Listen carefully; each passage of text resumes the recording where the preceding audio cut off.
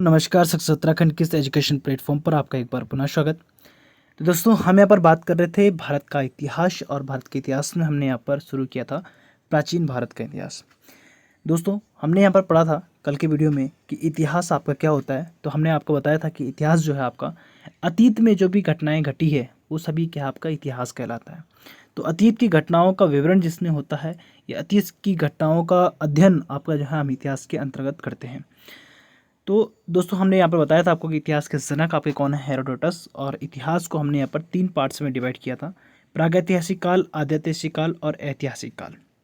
तो pre historic period, proto historic period और आपका हिस्टोरिक पीरियड हम यहाँ पर पढ़ेंगे।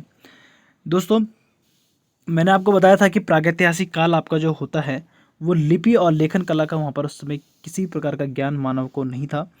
परंतु आद्यैतिहासिक काल में अगर हम आएँ तो उस समय हम उसमें उसमें हम देखें तो उस समय के मानव थे, उनको क्या था, लिपि का तो अध्ययन हो गया था, परंतु उनकी ऐसी लिपि थी जिसे हम पढ़ नहीं सकते। क्या नहीं कर सकते? पढ़ नहीं सकते थे। और ऐतिहासिक काल में जो लिपि आपकी विकसित हुई मानव में, तो जो मानव ने जो उस लिपि का प्रयोग किया है उसे पढ़ा भी किया है, और उसको उसकी हमें साक्ष्य भी देखने को मिलते हैं। तो वो लिपि से बहुत अच्छी तरीके से परिचित हो गए थे, ऐसी लिपि जिससे हम आज भी पढ़ सकते हैं। तो दोस्तों, हमने यहाँ पर प्रागैतिहासिक काल में हमने यहाँ पर ताम्रकाल और पाषाण काल 2 पार्ट्स में डिवाइड किया था इसको। वैसे हमने आदित्यसिक काल उसको हड़प्पा और सिंधु सभ्यता हम देखेंगे, और ऐतिहासिक काल में हम प्राचीन भारत, आधुनिक भारत और मध्यकालीन भारत के बारे में पढ़ेंगे। तो कल की वीडियो में दोस्तों हमने प्रागैतिहासिक काल पढ़ा था, जिसमें हमने पाषाण काल और ताम्रकाल को हमने यहाँ पर बहुत अच्छे तरीके से पढ़ लिया था। जो इंपॉर्टेंट पॉइंट आपके एग्जाम के पॉइंट ऑफ व्यू से बहुत ज़्यादा इंपॉर्टेंट हो जाते हैं, क्योंकि हमने पढ़ेंगे वही जो सिलेक्शन दिलाए। दोस्तों, पाषाण काल और ताम्रकाल में हमने यहाँ पर पढ़ा था प्री हिस्टोरिक पीरियड। मैंने आपको बताया था कि जिसमें हमें क्या है कि लिपि का के परिचित नहीं थे उस समय के लोग, है ना। तो उस समय के हमें केवल अवशेष देखने को मिलते हैं, और इसको हमने 2 पार्ट्स में डिवाइड किया था, पाषाण काल और ताम्रकाल। पाषाण काल में हमने देखा था कि जहाँ पर आपके पत्थरों से सारा काम यहाँ पर किया जाता था। तो सबसे पहले आपका जो पाषाणकालीन सभ्यता है, इसकी खोज किसने की थी? रॉबर्ट ब्रूस फूट ने की थी, जो कि 1863 में हुई। तो सबसे पहले पाषाणकालीन सभ्यता की खोज किसने की थी? रॉबर्ट ब्रूस फूट ने। और हमने यहाँ पे आपको ये बताया था कि भारतीय पुरातत्व का जनक किसे कहा जाता है? सर अलेक्जेंडर कर्निघन को। पाषाण काल को 3 पार्ट्स में यहाँ पर डिवाइड किया गया था: पुरा पाषाण काल, मध्य पाषाण काल और नव पाषाण काल। जिसमें हमने देखा था कि पुरा पाषाण काल में हमारे पास क्या है, जीवन अस्थिर था, मनुष्य का, मानव का जीवन अस्थिर था। इसका टाइम पीरियड 20 लाख ईसा पूर्व से 12,000 ईसा पूर्व था, और इस समय के मानव को आदि मानव कहा जाता था। तो ये इस समय के मानव जो थे खानाबदोश होते थे, और सबसे पहले यहाँ पर आग की खोज आपकी हुई है। पूरा पाषाण काल में आपकी आग की खोज हो चुकी है, यानी पैलोलिथिक पीरियड में आपकी आग की खोज हो चुकी थी। और उस समय जो है चित्र बनाना इन्होंने शुरू किया था। तो सर्वप्रथम चित्रकारी का प्रारंभ भी आपका कहाँ पर देखने को मिलता है? हमें पूरा पाषाण काल में देखने को मिलता है, जिसका साक्ष्य हमें भीमबेटका की गुफाओं में देखने को मिला। फिर उसके बाद हमने दोस्तों हमने देखा था कि जो मध्य पाषाण काल है, अभी तो हमने पूरा पाषाण काल देखा, फिर मध्य पाषाण काल देखा, जो नव पाषाण काल और पूरा पाषाण काल के बीच का समय पीरियड था, और इसे संक्रमण काल भी कहा जाता था। क्या कहा जाता है? संक्रमण काल कहा जाता है। 12,000 से 10,000 ईसा पूर्व के बीच का जो टाइम पीरियड था वो आपका था मध्य पाषाण काल। इस काल का जो मनुष्य होता है वो पशुपालन करना प्रारंभ कर दिया था इन्होंने यहाँ पर। और सबसे पहला पशु जो है किसे पाला गया था? आपका आपका कुत्ते को जो है सबसे पहला पाला गया था। और इस समय के काल में आपके जो है हथियार जो होते थे पत्थरों के, वो नुकीले बनाने शुरू कर दिए थे इन्होंने। क्या कर दिए थे? छोटे और नुकीले बनाने शुरू कर दिए थे। इसलिए इस टाइम पीरियड को आपको माइक्रोलिथ पीरियड भी कहा जाता है। तो तीनों चीज़ आपको दोस्तों ध्यान रखना है: संक्रमण काल, आपका मध्य पाषाण काल, या आपका जो हो गया माइक्रोलिथ पीरियड। तो ये तीनों आपका एक ही है, ठीक है। मेसोलिथिक पीरियड और आपका संक्रमण काल और आपका माइक्रोलिथ पीरियड, तीनों आपके सेम ही है, आपको कंफ्यूज नहीं होना है। अगर कुछ भी चीज़ पूछा जाए तो आपकी मध्य पाषाण काल की ही बात की जा रही है। और इस समय का जो पहला पशु था किसको पाला गया? कुत्ता पाला गया था। तो इस तरीके के तेज़ धार नुकीलेदार हथियार बनाए जाने शुरू हो गए थे। फिर नवपाषाण काल हम नियोलिथिक पीरियड में आए, जिसमें आपका जो है स्थायी निवास आपका जो है मानव का होने लग गया था। कृषि का कार्य भी इन्होंने यहाँ पर प्रारंभ कर दिया था, और पहिए की खोज भी आपके नवपाषाण काल में हमें देखने को मिलती है। और हमने यहाँ पर ये भी देखा था कि सबसे पहले आपका जो है गेहूँ और जौ जो पहली फसल थी उसे उगाया गया था। तो ये भी हमने यहाँ पर देखा। और पहली जो धातु है वो कौन सी थी? आपके ताम्र धातु का प्रयोग किया गया था।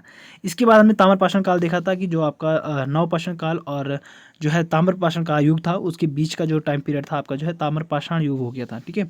तो यहाँ पर क्या है, तांबे की खोज शुरू हो गई थी, और पत्थरों के हथियार के साथ में तांबे भी यहाँ पर जो है जोड़ने लग गए थे मानव, है ना। तो धीरे धीरे क्या हुआ, मानव का विकास होता जा रहा है।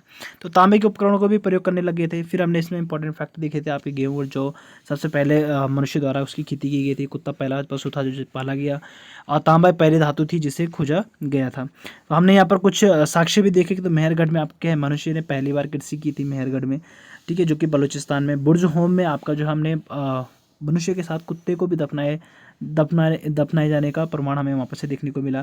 कोल्डी हवा में सबसे ज़्यादा चावल का साक्ष्य हमें देखने को मिलता है। सबसे ज़्यादा चावल आपके कहाँ पे, कोल्डी हवा उत्तर प्रदेश में था। और भीमबेटके गुफा में हमें शैल चित्र देखने को मिला। तो ये भी दोस्तों आपको ध्यान रखना है। फिर हमने ऐसे कुछ PYQs देखे थे कल के वीडियो में, हमने इनके आंसर्स भी कर दिए थे, और मेरे दोस्तों आपको ये सभी चीज़ याद हो चुकी होगी। तो दोस्तों आज का हमारा टॉपिक जो रहेगा वो रहेगा सिंधु सभ्यता, यानी हम अब पहुँच गए आदि ऐतिहासिक काल में। हमने आदि ऐतिहासिक काल में पढ़ा सिंधु सभ्यता, हड़प्पा सभ्यता, तो उसी की बात हम इस वीडियो में आज करने वाले हैं। तो सिंधु सभ्यता के विस्तार की बात दोस्तों हम करेंगे आज की वीडियो में। तो अगर हमारे चैनल में नए हैं तो हमारे चैनल को सब्सक्राइब कीजिए, लाइक कीजिए और शेयर कीजिए अपने सभी दोस्तों के साथ। दोस्तों लाइक करना ना भूलें और शेयर जरूर करें अपने दोस्तों के साथ। और जितना ज़्यादा आपका प्यार मुझे मिलता रहेगा उतनी अच्छी मैं वीडियोस यहाँ पर लेते आता रहूँगा। तो दोस्तों बढ़ते अपने अभी अगले वीडियो की तरफ। तो पहला हमारा यहाँ पर सिंधु सभ्यता का विस्तार। तो सबसे पहले हमें सिंधु सभ्यता को समझना पड़ेगा कि किस तरीके की आपकी सिंधु सभ्यता हमारी थी, क्या उसका मैप था, फिजिकली हम उसको अगर स्ट्रक्चर को देखें तो किस तरीके का उसका स्ट्रक्चर था। तो अगर मैं यहाँ पर सीमाओं की बात करूँ दोस्तों, तो सिंधु सभ्यता की अगर उत्तरी सीमा की बात करें तो उत्तरी सीमा आपकी यहाँ पर हो जाती है मांडा जम्मू में, है ना। तो जो उत्तरी सीमा यानी नॉर्थ बॉर्डर जो आपका था वो कौन सा था आपका, मांडा, जो कि जम्मू कश्मीर में है, मांडा, ठीक है। आपकी पूर्वी सीमा की बात करें तो आलमगीरपुर, तो आलमगीरपुर तक आपका फैला हुआ था, जो कि आपका उत्तर प्रदेश में।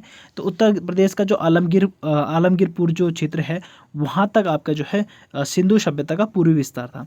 दक्षिणी विस्तार की बात करें तो दैमाबाद महाराष्ट्र तक आपका फैला हुआ था। और पश्चिमी विस्तार की बात करें दोस्तों तो सुतकागेडोर आपका जो है बलूचिस्तान में है। तो इतना बड़ा क्षेत्र जो आपका था दोस्तों, ये पूरा आपका सिंधु सभ्यता से घिरा हुआ था। तो यहाँ तक हमारी क्या है, सिंधु सभ्यता थी। तो आपका उत्तरी सीमा मांडा, आलमगीरपुर, दैमाबाद और सुतकागेडोर, ठीक है। तो इतना आपका जो है एरिया आपका रहा है किसका दोस्तों, सिंधु सभ्यता का। तो यहाँ तक जो क्षेत्र था वो सिंधु सभ्यता का था। अगर इसकी उत्तरी सीमा अगर हम यहाँ पर देखें, जैसे मैं हमने ऊपर देखा, तो इसको हम इस तरीके से भी याद कर सकते हैं। तो उत्तरी सीमा आपके मांडा जम्मू में, दक्षिण सीमा आपके दैमाबाद महाराष्ट्र, पूर्वी सीमा आपके आलमगीरपुर उत्तर प्रदेश, और पश्चिमी सीमा है आपका सुतकागेडोर आपका बलूचिस्तान में। तो अगर देखा जाए दोस्तों, इसके मैप अगर देखें तो सिंधु सभ्यता का आकार जो था वो त्रिभुजाकार क्या था दोस्तों, त्रिभुजाकार आपका इसका क्षेत्र हमें देखने को मिलता है, त्रिभुजाकार इसका शेप था। तो दोस्तों आपसे पूछा जाता है कि सिंधु सभ्यता का आकार किस तरीके का था, तो आपको ध्यान रखना है दोस्तों त्रिभुजाकार। तो सिंधु सभ्यता का जो आकार था वो क्या था, त्रिभुजाकार था। और इसकी सीमाएं दोस्तों आपको ध्यान रखनी है, कई बार क्वेश्चन में बन जाता है कि निम्न में से कौन सी सीमा सिंधु सभ्यता से संबंधित नहीं है। इस तरीके से क्वेश्चन आपके पास बन जाते हैं, या आपसे पूछा जाता है कि सिंधु सभ्यता का उत्तरी सीमा कौन सी है। तो ठीक है, आपको ध्यान रखना है दोस्तों, उत्तरी सीमा है मांडा, पूर्वी सीमा है आपका आलमगीरपुर, दक्षिणी सीमा है दैमाबाद, और पश्चिमी सीमा आपकी सुतकागेडोर। तो यहाँ तक आपकी इसकी सीमा बंधी हुई थी। अब हम सभ्यता की बात करें दोस्तों, सिंधु घाटी सभ्यता क्या है। तो यह सिंधु सभ्यता जो आपकी है, यह सभ्यता जो आपके सिंधु नदी के तट पर मिली थी, इसलिए इसको सिंधु घाटी सभ्यता कहा जाता है। तो आपको पता है, आपको जम्मू कश्मीर से आपकी क्या है, सिंधु नदी का बहाव होता है, कहाँ से होता है, जम्मू कश्मीर से, ठीक है। लद्दाख से आपके प्रवेश करती है, और सिंधु सभ्यता आपकी जम्मू कश्मीर से होते हुए पाकिस्तान में जाकर जाती है, और उसके बाद आपका अरब सागर में जाकर गिर जाती है।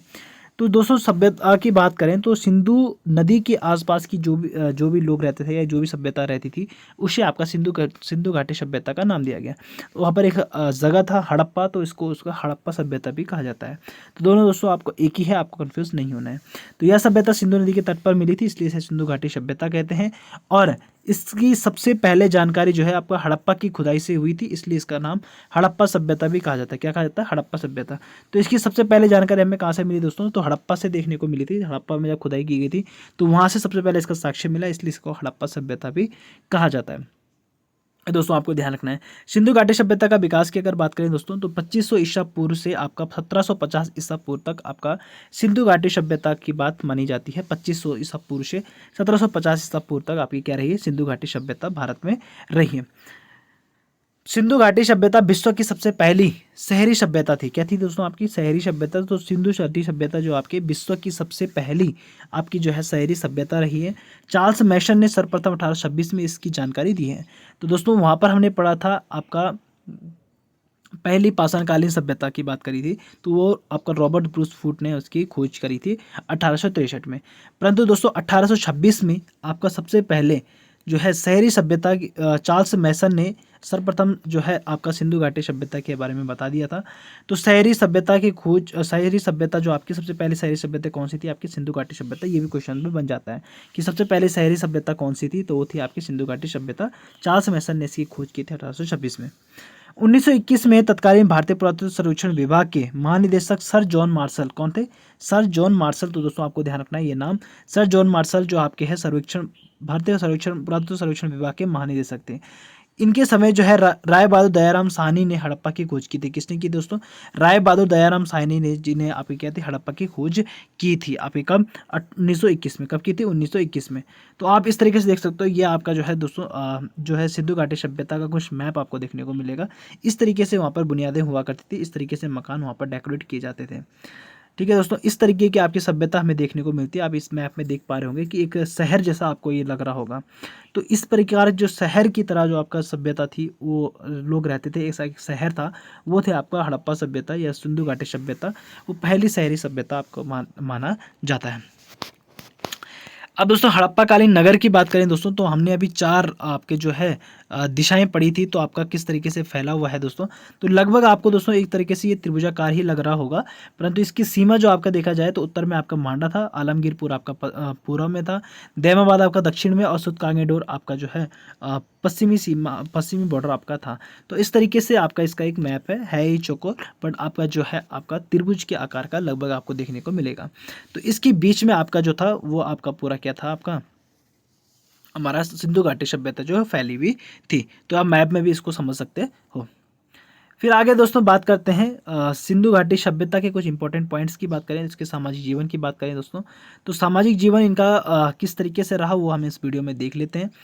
तो सामाजिक जीवन की बात करें दोस्तों, सिंधु सभ्यता के समाज का स्वरूप जो था आपका मातृसत्तात्मक था। क्या है यहाँ पर दोस्तों? मातृसत्तात्मक था, यानी माता को सबसे ज़्यादा दर्जा दिया जाता था। तो घर का जो मालिक होता था या जो नेता होता था वो हमेशा कौन होती? महिला होती थी। तो सिंधु सभ्यता का जो समाज था वो क्या था? आपका मातृसत्तात्मक था, यानी बिना माता के पूछे हुए कुछ भी काम नहीं होता था। ठीक है। दूसरे दोस्तों, और सिंधु सभ्यता का समाज जो है 4 वर्गों में बटा हुआ था। कौन से वर्ग में? 4 वर्ग में आपका जो है सिंधु सभ्यता का समाज जो है बटा हुआ था। अब कौन कौन से दोस्तों? एक था आपका विद्वान वर्ग, दूसरा था योद्धा वर्ग, तीसरा था व्यापारी और शिल्पी वर्ग, और चौथा था आपका श्रमिक वर्ग।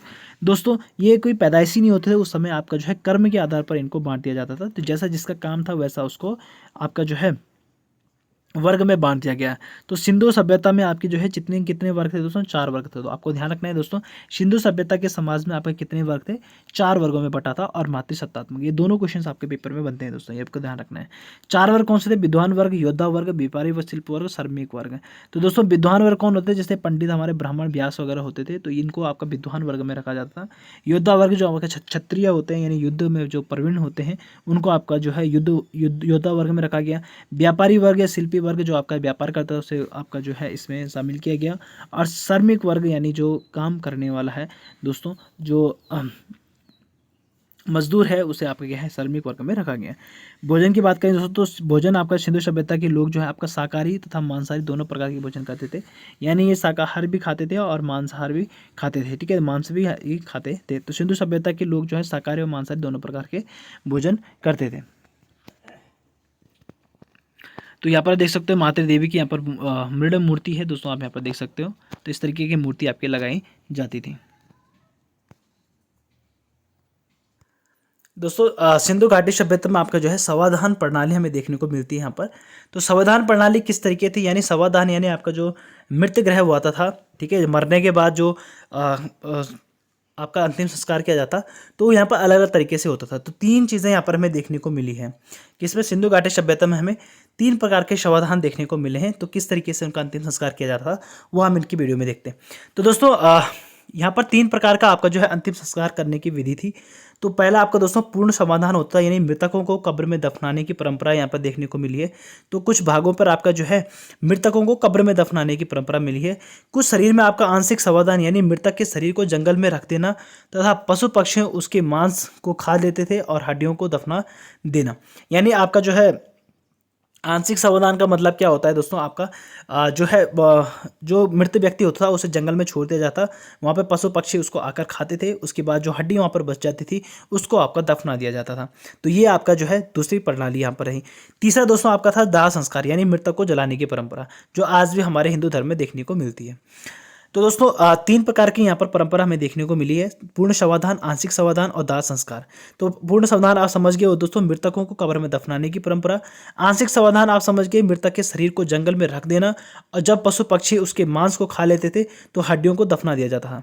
तो दोस्तों दूसरा ये हो गया आंशिक समाधान। तीसरा हमने यहाँ पर देखा कि दाह संस्कार, यानी मृतक को जंगल में जलाने की परंपरा यहाँ पर थी। तो तीनों प्रकार की आपकी जो है प्रणाली यहाँ पर देखने को मिलती है हमें सिंधु सभ्यता में। तो दोस्तों आपको ये भी ध्यान में रखना है कि आपसे पूछा जा सकता है कि निम्न में से कौन सी समाधान प्रणाली आपके जो है सिंधु घाटी सभ्यता से संबंधित नहीं है। तो आपके पास ये दोस्तों आपको ध्यान रखना है। नगर नियोजन की बात करें दोस्तों, तो किस प्रकार का आपका जो है नगर यहाँ पर व्यवस्थित रहता था, किस तरीके के नगर यहाँ पे हुए और उनका नियोजन किस प्रकार का होता था, वो हम यहाँ पर देख लेते हैं। तो दोस्तों अगर नगर नियोजन की बात करें दोस्तों, तो सिंधु सभ्यता के नगर विश्व के सबसे प्राचीनतम सुनियोजित नगर में माना जाता है ना। तो सिंधु सभ्यता जो है नगर जो होते थे विश्व के प्राचीनतम सुनियोजित नगर के रूप में जाना जाता है। हड़प्पा और मोहनजोदड़ो के मकानों का निर्माण जो सामान्यतः पक्की ईंटों का प्रयोग किया जाता था।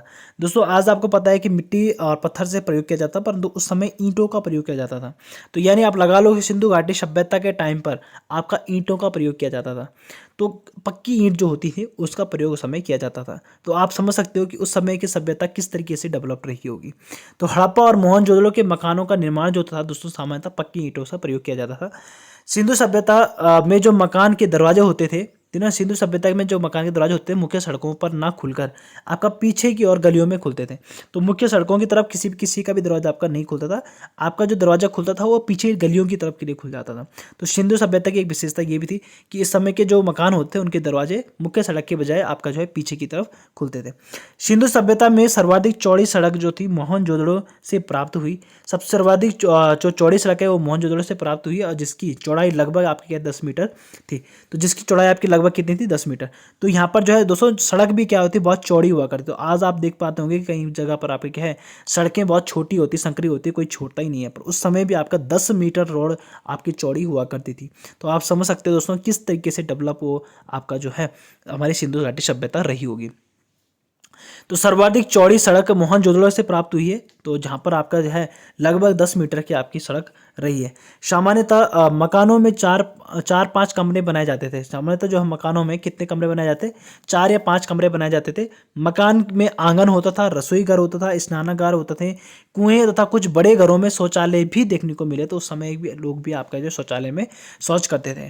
तो दोस्तों आप देख सकते हो सामान्यतः मकानों में क्या है कितने कमरे होते थे, 4 या 5 कमरे बनाए जाते थे एक मकान में।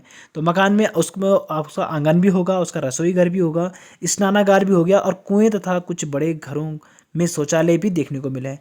ढकी हुई नालियां वहाँ पर देखने को मिली है। तो नालियां भी क्या उस समय ढकी हुई रहती है दोस्तों। आज आप देख पा रहे होंगे कि लोग इतने पढ़ लिखने के बाद भी इतने अनपढ़ हैं कि आपका जो है नालियां भी उनको क्या है बंद नहीं की जाती है और नालियों में बहुत ज़्यादा गंदगी डाली जाती है। परंतु उस समय के लोग यानी सिंधु घाटी सभ्यता के लोग जो होते थे बहुत ज़्यादा विकसित थे दोस्तों, और इन्होंने जो है हर चीज़ की इनको जानकारी थी। नगर में आपका जो है पक्की ईंटों का प्रयोग होता है, नालियों को ढक के रखा जाता है। तो यानी वो साफ़ सफाई के लिए बहुत ही ज़्यादा जिम्मेदार लोग होते थे। तो इसलिए उसको जो है नगरीय सभ्यता भी कहा जाता है सिंधु घाटी सभ्यता को। तो नगरीय सभ्यता कहा जाने का जो तात्पर्य है वो इसी विशेषता से आपको देखने को मिलता है, इसलिए इसे नगरीय सभ्यता कहा जाता है। तो दोस्तों आप उम्मीद है आपको दोस्तों हमारी बातें समझ में आ रही होगी कि मैं इसे नगरीय सभ्यता क्यों कह रहा हूँ, क्योंकि इस तरीके की साक्ष्य हमें यहाँ पर देखने को मिले हैं। दोस्तों सिंधु सभ्यता के कुछ प्रमुख स्थल हैं जिनके बारे में हम डिस्कस कर लेते हैं। तो सबसे पहला जो स्थल है आपका वो कौन सा है दोस्तों, हड़प्पा। तो सबसे पहले हम हड़प्पा की बात करते हैं। तो 1921 में सबसे पहले दयाराम साहनी ने आपका जो है हड़प्पा सभ्यता की खोज यानी हड़प्पा स्थल की खोज की थी, जिसमें आपका जो आपके रावी नदी के तट पर है। कौन से नदी के तट पर है, रावी नदी के तट पर। जो हड़प्पा है वो आपका रावी नदी के तट पर है, जो कि आपकी पाकिस्तान में वर्तमान में आपका कहाँ पर है, पाकिस्तान में। तो रावी नदी के तट पर है और वर्तमान में वो पाकिस्तान में है। तो दयाराम साहनी ने आपका 1921 में इसकी खोज की थी, इसकी खुदाई की, किसकी, हड़प्पा की। और यहाँ पर इन्होंने हड़प्पा सिंधु घाटी सभ्यता के कुछ साक्ष्य को देखने को मिले। अब क्या क्या यहाँ पर देखने को मिला है दोस्तों, तो हड़प्पा से हमें क्या क्या देखने को मिला है, श्रमिक आवास, अन्नागार, आपका लकड़ी का ताबूत और R37 कब्रिस्तान भी आपको देखने को मिला है। तो ये 4 चीज़ें हमें हड़प्पा सभ्यता से देखने को मिली है, जो आपके एग्जाम में पूछी जाती है। आपसे पूछा जाएगा कि श्रमिक आवास किस सिंधु घाटी स्थल से मिला है, यानी हड़प्पा स्थल से मिला। तो कहाँ से मिला दोस्तों, हड़प्पा से मिला। कहाँ से, हड़प्पा से मिला है। सर्मिक आवास हो गया, अन्नागार हो गया, यानी अन्नागार मतलब आपका दोस्त है जो आपका भंडार होता है किसका, अन्न का, है ना, जहाँ पर आपका स्टोर किया जाता था, तो ऐसा अन्नागार भी आपको देखने को मिला है। और आपका लकड़ी का ताबूत हमें देखने को मिला, और R37 कब्रिस्तान भी हमें देखने को मिली है। तो इससे पता लगता है कि हड़प्पा सभ्यता के लोग जो है कब्र में भी आपका जो है ज़मीन के नीचे भी मनुष्य को दफनाया जाता था। तो हड़प्पा से आपको दोस्तों 4 चीज़ याद रखनी है। यहाँ से आपको क्या क्या मिला है, सर्मिक आवास देखने को मिला है, अन्नागार का साक्ष्य मिला है, लकड़ी का ताबूत मिला है, और R37 कब्रिस्तान भी मिला है। आपका हड़प्पा स्थल कहाँ पर है दोस्तों, आपका रावी नदी के तट पर है, जो कि वर्तमान पाकिस्तान में है। और इसकी खोज किसने की थी, दयाराम साहनी ने 1921 में की थी। अगला है दोस्तों मोहनजोदड़ो। तो मोहनजोदड़ो की अगर हम बात करें दोस्तों, तो मोहनजोदड़ो जो आपका है, सभ्यता का उत्खनन जो है 1922 ईस्वी में किसने, राखालदास बनर्जी ने किया था। दोस्तों आपके पास ये क्वेश्चंस बन जाता है कि हड़प्पा की खोज किसने की या आपका मोहनजोदड़ो की खोज किसने की। तो हड़प्पा की खोज की आपके दयाराम साहनी ने 1921 में, और मोहनजोदड़ो ने 1922 में आपका जो है राखालदास बनर्जी जी ने यहाँ पर मोहनजोदड़ो की खोज करी थी। तो मोहनजोदड़ो सभ्यता का उत्खनन जो है किसने किया दोस्तों, आपका राखालदास बनर्जी ने किया था 1922 में।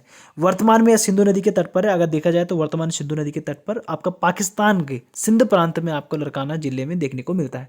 तो पाकिस्तान के सिंध प्रांत में लरकाना जिले में आपको देखने को मिला है मोहनजोदड़ो। मोहनजोदड़ो का अर्थ होता है दोस्तों मृतकों का टीला। क्या कहते हैं, मृतकों का टीला भी इसे कहा जाता है, जो कि आपका सिंधु नदी के तट पर आपका पाकिस्तान में है, पाकिस्तान के लरकाना जिले में। कौन से दोस्तों, लरकाना जिले में। तो दोस्तों आपको ये ध्यान रखना है। तो 1922 में राखालदास बनर्जी द्वारा आपका सिंधु नदी के तट पर पाकिस्तान में सिंध प्रांत लरकाना जिले में आपका जो है मोहनजोदड़ो की इन्होंने खोज करी थी। मोहनजोदड़ो का मतलब होता है मृतकों का टीला। यहाँ पर जो वस्तुएं आपको दोस्तों देखने को मिली है, दोस्तों आपको पुरोहित आवास, 7 चीजें आपको यहाँ पर ध्यान रखनी है दोस्तों। पुरोहित आवास, अन्नागार, विशाल स्नानागार, घर घर में कुएं देखने को मिली है, आदि शिव की मूर्ति यहाँ पर देखने को मिली है, कांसे की बनी नर्तकी की मूर्ति आपको देखने को मिली है, और सबसे चौड़ी सड़क भी आपको मोहनजोदड़ो से देखने को मिली है। तो दोस्तों आपको यहाँ पर डिफरेंट क्या है दोस्तों याद रखना है, पुरोहित आवास आपको यहाँ पर देखने को मिला, और विशाल स्नानागार आपको देखने को मिला है। तो ये आपके पास क्वेश्चंस पे बन जाते हैं दोस्तों।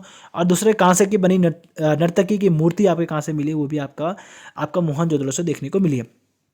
तो 7 पॉइंट आपको दोस्तों ध्यान रखना है, जो आपको कहाँ से मिला है, मोहनजोदड़ो से। पुरोहित आवास, आपका अनागार, विशाल स्नानगृह, घर में कुआं, आदि शिव, कांसे की बनी नर्तकी, और सबसे चौड़ी सड़क आपको कहाँ से देखने को मिली है, आपका मोहनजोदड़ो से देखने को मिली है, जिसकी खोज किसने की है, राखालदास बनर्जी ने 1922 में की है। अगला दोस्तों आपका चनुदड़ो। कौन सा है, चनुदड़ो।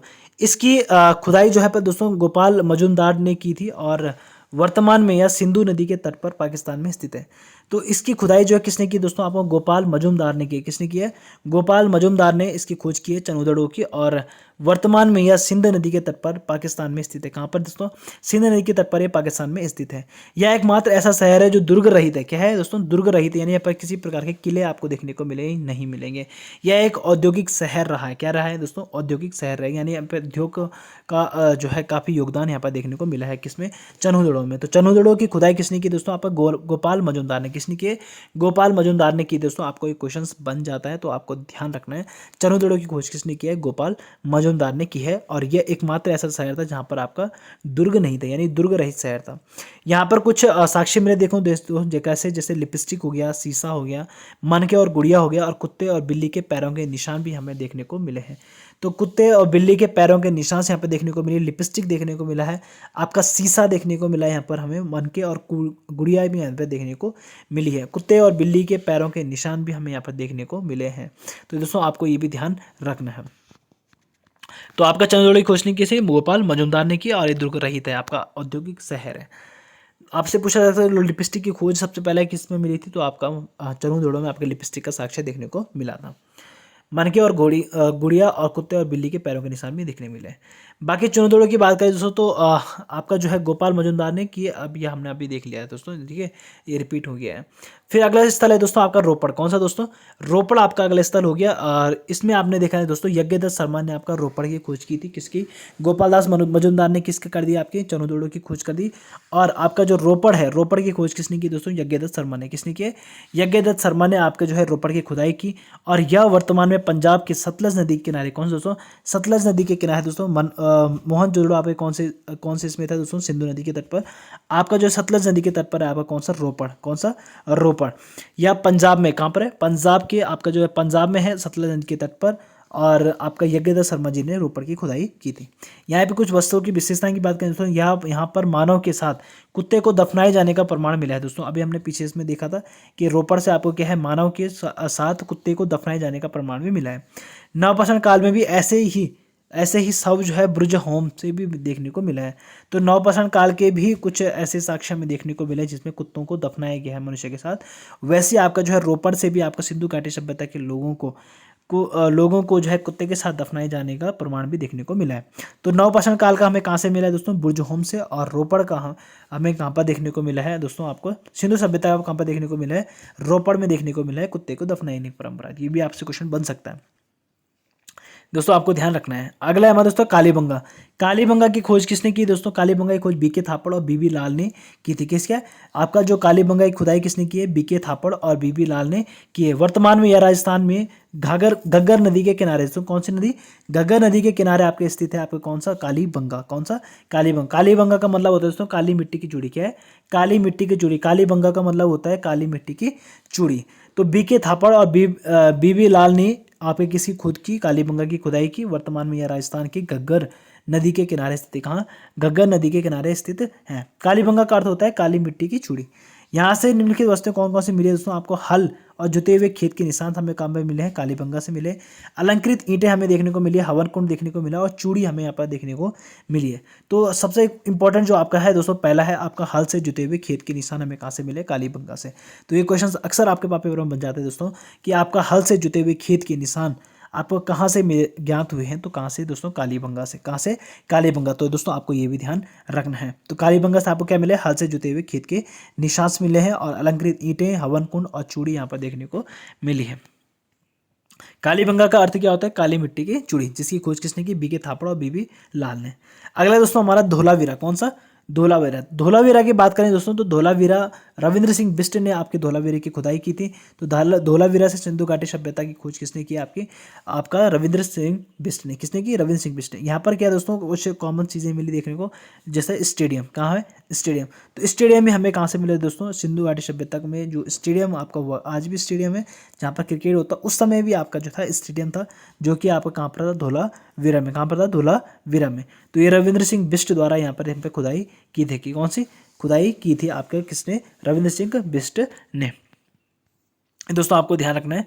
तो इस तरीके का आप देख पा रहे होंगे दोस्तों, तो इस तरीके से सुव्यवस्थित थी आपकी नालियाँ, आपके घर मकान इस तरीके से बनाए जाते थे शहरों की सब में। अगला है दोस्तों आपका सुरकोटदा। कौन सा है, सुरकोटदा।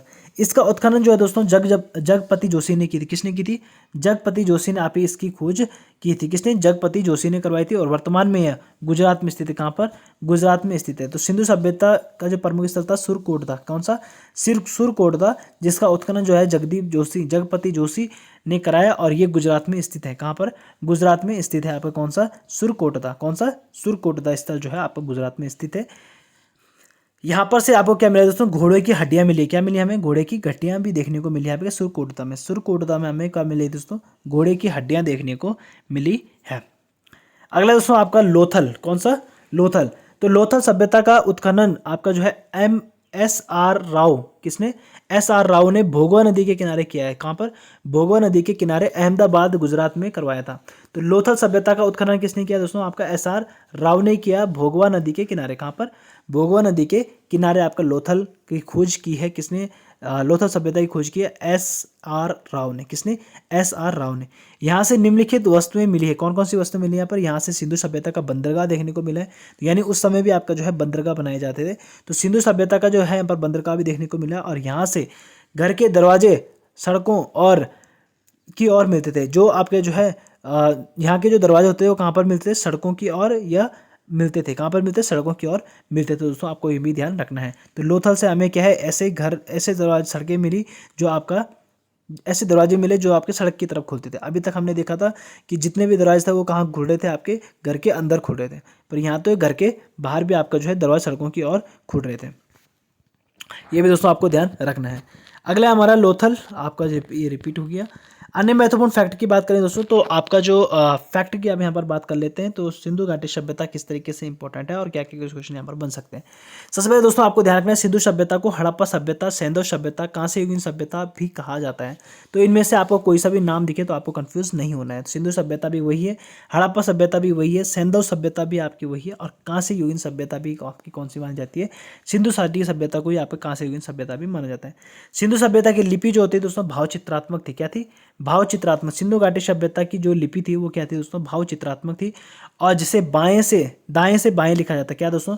दाएं से बाएं लिखा जाता था आपका क्या है सेंटेंस। तो सिंधु सभ्यता की जो लिपि थी क्या थी दोस्तों? भाव चित्रात्मक थी, और ये दाएं से बाएं लिखी जाती थी, और अभी तक पढ़ी नहीं जा सकी। तो सिंधु सभ्यता के जो भी प्रमाण आपको देखने को मिले वो आपको लिपि तो मिली, परंतु इनकी लिपि को समझने वाला नहीं मिला, तो इनकी लिपि को समझा नहीं गया, तो इनको अभी तक पढ़ी नहीं गई है। तो ऐसे भावचित्रात्मक जो चित्र है वो उनमें सिर्फ अनुमानित किया जा रहा है कि वो इस तरीके से बिहेव कर रहे हैं। सैंधववासी सब को विश्व में कपास के प्रथम उत्पादक थे। तो सिंधु घाटी सभ्यता के लोगों को बोले, सैंधववासी बोले, तो विश्व के कपास के प्रथम उत्पादक थे। क्या थे?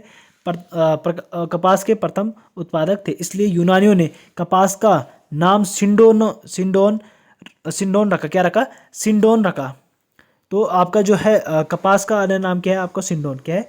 सिंडोन। तो ये किसके द्वारा रखा गया था? सैंधववासी द्वारा रखा गया था, जिसका अर्थ होता है सैंधववासियों की उपज। क्या है? सैंधववासियों की उपज। तो सिंडोन का मतलब होता है सैंधववासी की उपज। सिंधु घाटी सभ्यता के लोग जो है कृषि पर आधारित थे और पशुपालन भी करते थे, परंतु उनका मुख्य व्यवसाय क्या था? व्यापार। तो सिंधु घाटी सभ्यता की दोस्तों बात करें तो इन लोगों को जो है ये लोग कृषि भी करते थे और पशुपालन की भी करते हैं, तो साथ में आपका जो है मुख्य व्यवसाय का व्यापार भी करते थे। जो सभ्यता आपके लोग माप तोल से परिचित थे, तो इस समय के जो लोग थे दोस्तों आपका क्या है? माप तोल से भी परिचित थे। सिंधु सभ्यता के लोग जो है लोहे से परिचित नहीं थे। कांस्य से, लोहे से परिचित नहीं थे सिंधु घाटी सभ्यता, क्योंकि सिंधु घाटी सभ्यता में आपका क्या चल रहा था? तांबा चल रहा था। क्या चल रहा था? तांबा चल रहा था। तो लोहे के बारे में उनको पता नहीं था। तो सिंधु घाटी सभ्यता के लोग जो है लोहे से परिचित नहीं थे। हड़प्पा में मिट्टी के बर्तनों से सामान्यता लाल रंग का उपयोग किया जाता है। क्या होता है? लाल रंग का उपयोग होता है। तो हड़प्पा में मिट्टी के बर्तनों से सामान्यता क्या होता है? लाल रंग का उपयोग होता है। किससे? हड़प्पा की मिट्टियों से। हड़प्पा सभ्यता के मोहरों में बहुत से जानकारों के बीच के चित्र मिले हैं। क्या मिले हैं? चित्र मिले हैं। हड़प्पा सभ्यता के मोहरों से आपके जो है आपको देखने को मिलेगा जानवरों के चित्र, और ऊपर से शेर चित्र नहीं मिलेगा। ठीक है, तो आपको सब चीज़ के चित्र मिलेंगे परंतु शेर का चित्र नहीं मिलेगा। हड़प्पा सभ्यता की मोहनजोदड़ो में सेल खड़ी का इस्तेमाल मुख्य रूप से किसने किया? ठीक है, तो आपका हड़प्पा सभ्यता की मोहरों के सेल खड़ी का इस्तेमाल मुख्य रूप से किया गया था दोस्तों, तो आपको ध्यान रखना है। तो ये कुछ इंपॉर्टेंट पॉइंट्स है दोस्तों जो हमने यहाँ पर डिस्कस करें। अब हम थोड़ा सा इनका PYQs देख लेते हैं दोस्तों। उससे पहले अपने आंसर्स को बताने से पहले आप एक बार फिर से खुद से सेल्फ से इसको सॉल्व करने की कोशिश कीजिए, उसके बाद मैं आपको आंसर बता दूंगा। तो ये कुछ ही क्वेश्चन से दोस्तों आपको इतना ध्यान रखना है, इसको होल्ड करके आप क्वेश्चंस को पढ़ कर आसानी से आंसर दे सकते हो, और जब मैं आपको आंसर बताऊंगा तो आप चुपचाप से इनको सुनते रहिएगा। तो ये आपके पास दोस्तों कुछ इंपॉर्टेंट जो आपके PYQs हैं वही हैं, और इन पर मैं अभी हम डिस्कस करेंगे। तो दोस्तों उम्मीद है दोस्तों आपने अच्छे से क्वेश्चंस को कर लिया होगा।